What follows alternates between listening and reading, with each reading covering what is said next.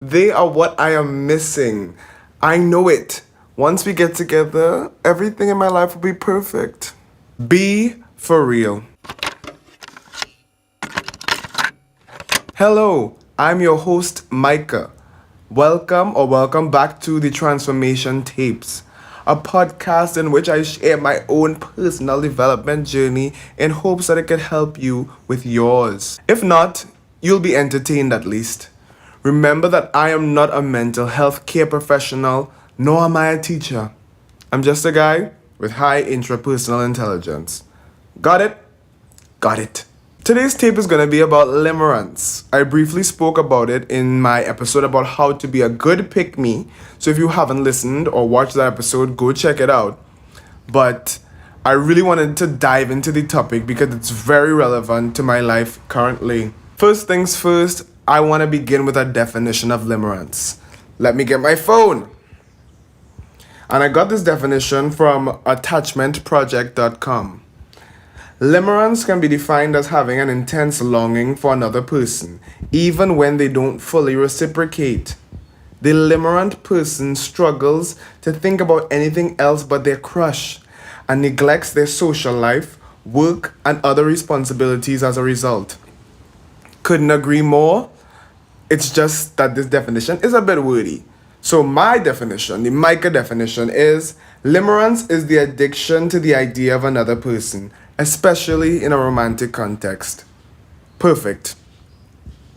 And that is what I have been dealing with off and on since I was a teenager. When I was limerent for this guy for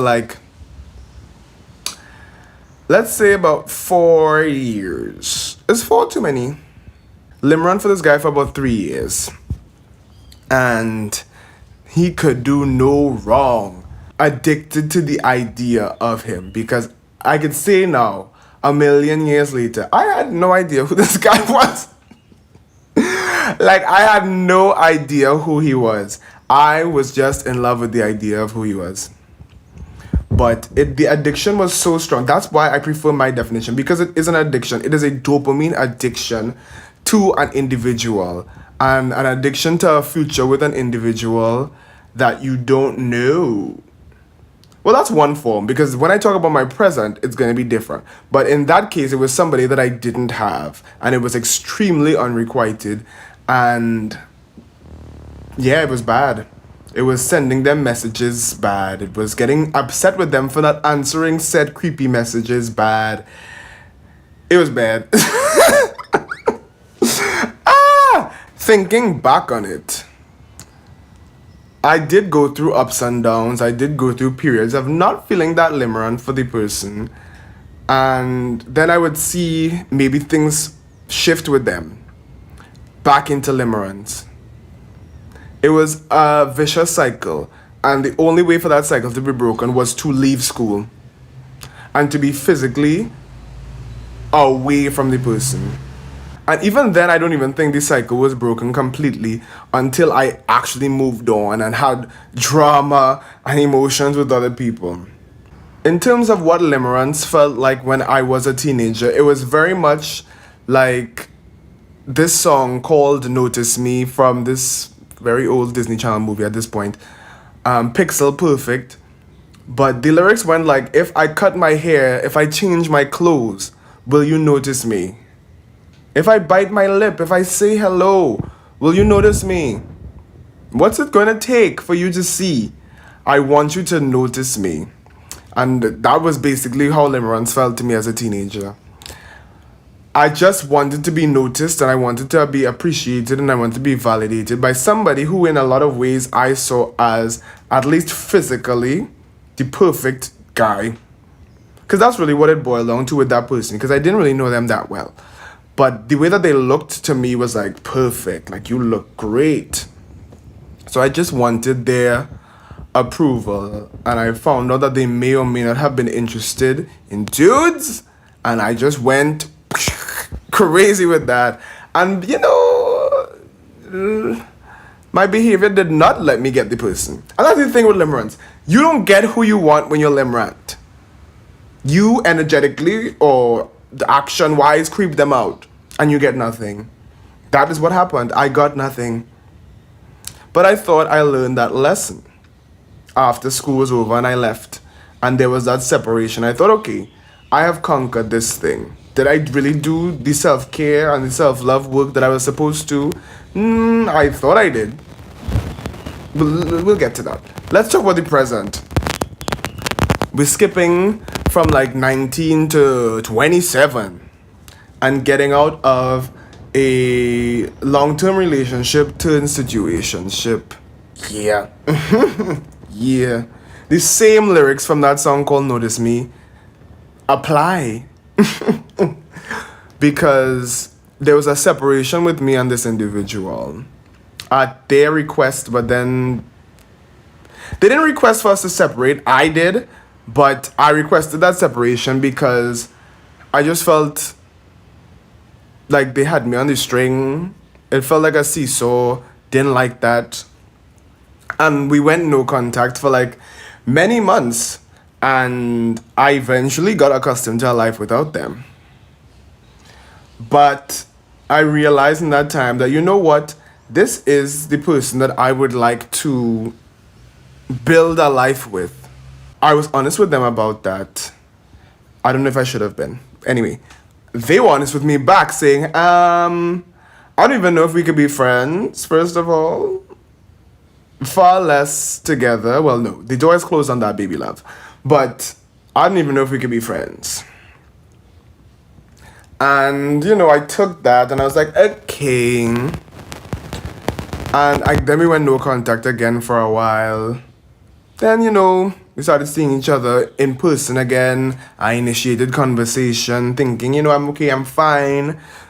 But I was not okay or fine. Now, while I did initiate contact with them on something very casual, I still had those feelings for them. But I wasn't feeling limerent as yet.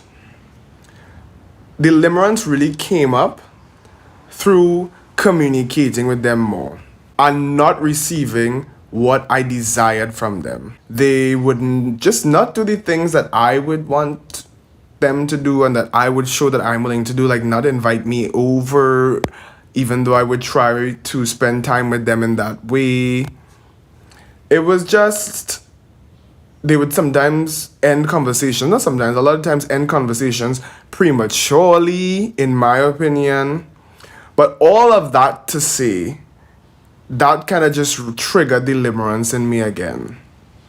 To where I wanted now to be noticed by this person and to be affirmed by this person and to be validated by this person. Because I think that limerence is triggered by an imbalance. And it could be a real imbalance or it could be an imagined imbalance. It could also be both. And I think in that case, it was both.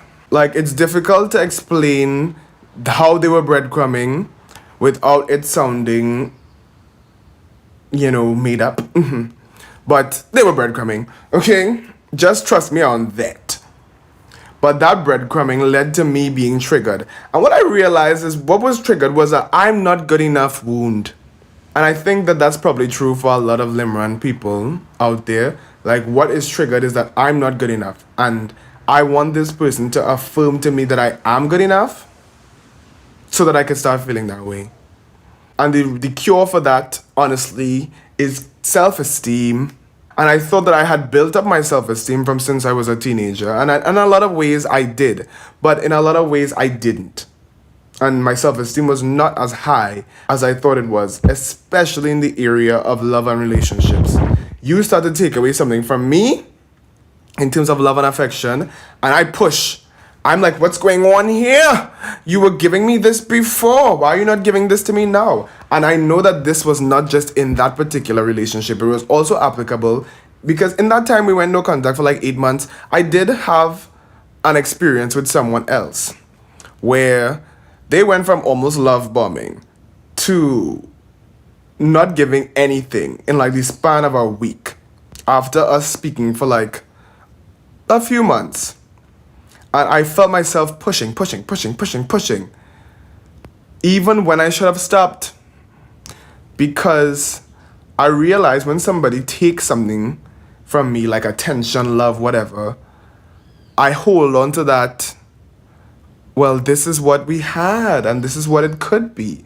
And just using parts of my personality in a warped way, because I'm an INFP, and we have extroverted intuition, which is all about like possibilities and imagination. So I'm using my imagination to imagine that, okay, this time it's going to be different.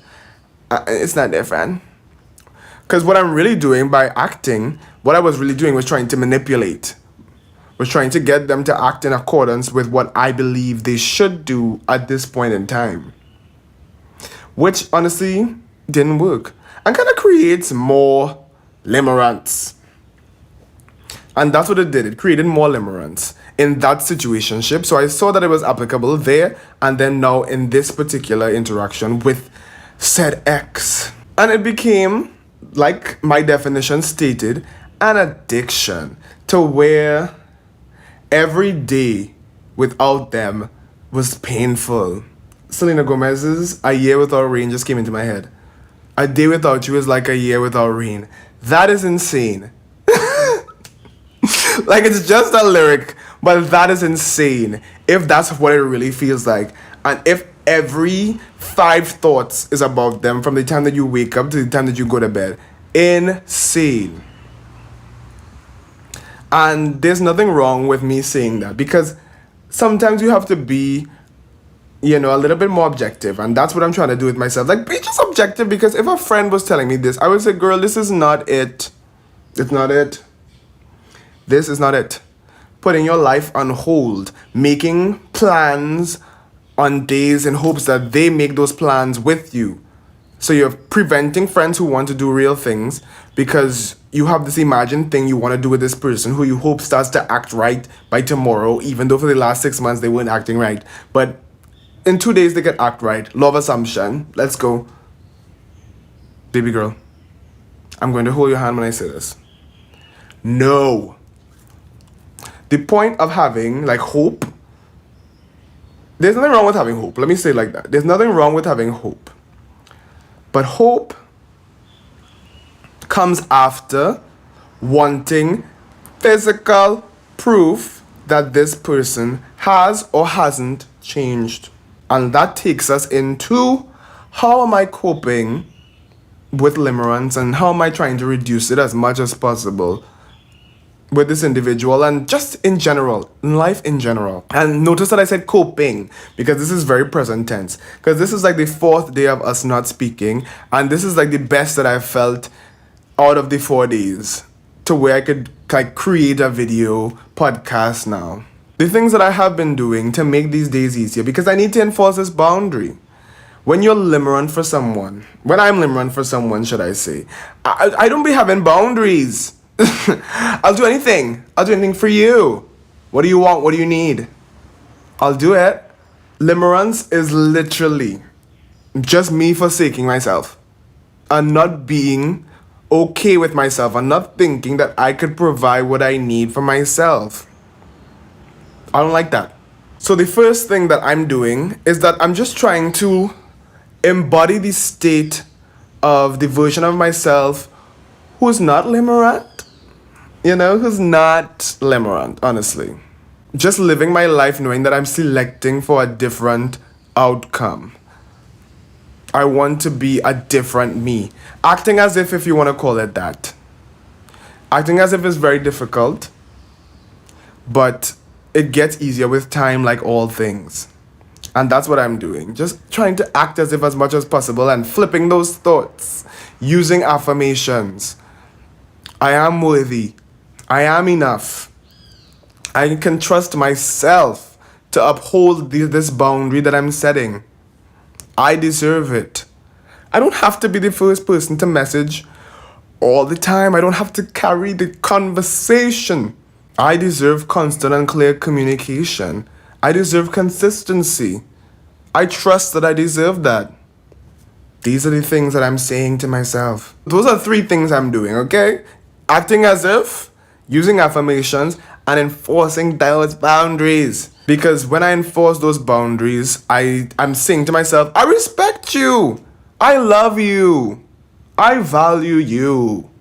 Which is just another form. It's like affirmation, but like in action. which is just as important as repeating the words.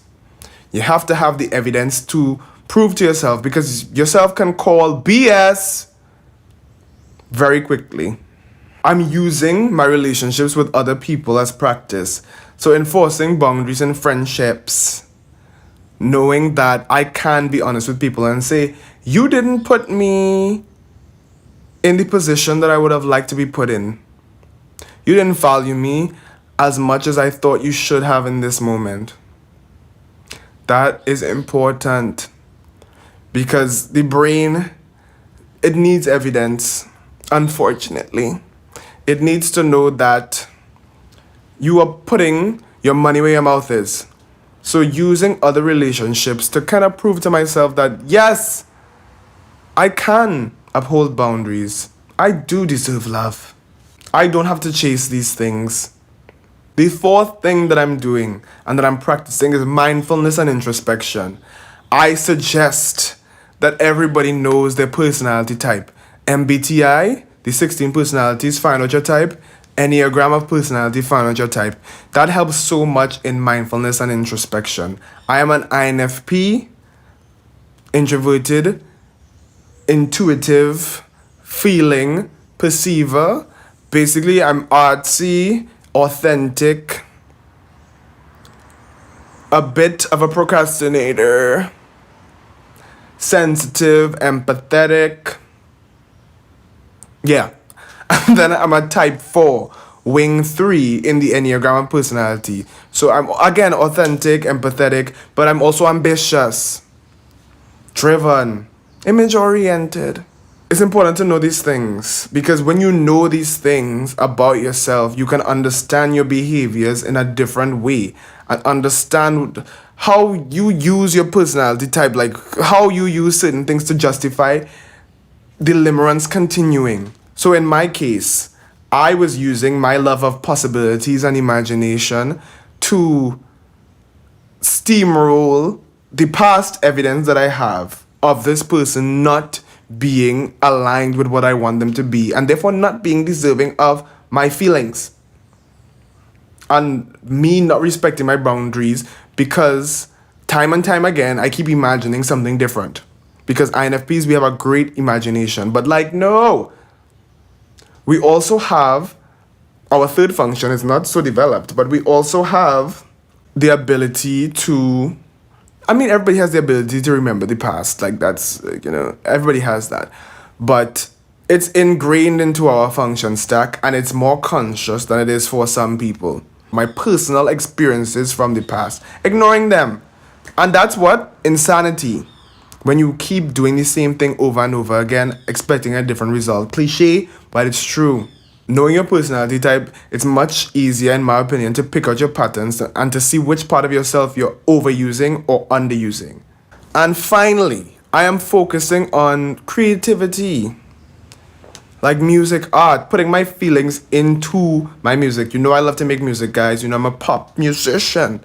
Like, I'm focusing on that because it's important and it helps. It's honestly the only other thing besides like talking to friends sometimes that gives me that life, and that can honestly kind of distract me and prevent me from spiraling too deeply into those limerent thoughts. And also when you feel that withdrawal, because again, I really think of limerence like an addiction, but that is my experience with limerence, and that's how I've been coping. My song recommendation for all my limerent people out there like myself, because I'm still going through it and I'm still going through the journey. This is just a great day. I want to recommend Sex With Me by RIHANNA. It sounds a little bit risque, because it is. I think that us limerents, we need to feel ourselves. And that's why I chose that song. Like, Sex With Me, that the lyric is Sex With Me is so amazing. Yes, it is. Yes, it is. I'm me. Of course, it's amazing to be with me, to be intimate with me, to have access to me. Sex with me is so amazing. And I think that us limerent people, we need some arrogance to offset the limerence and the low self-esteem and the thinking we're not good enough. So I recommend that song to you, Sex With Me by RIHANNA. thank you so much for being here for this episode. And I will talk to you all in the next one. I hope that this episode was what you needed to hear today. Bye.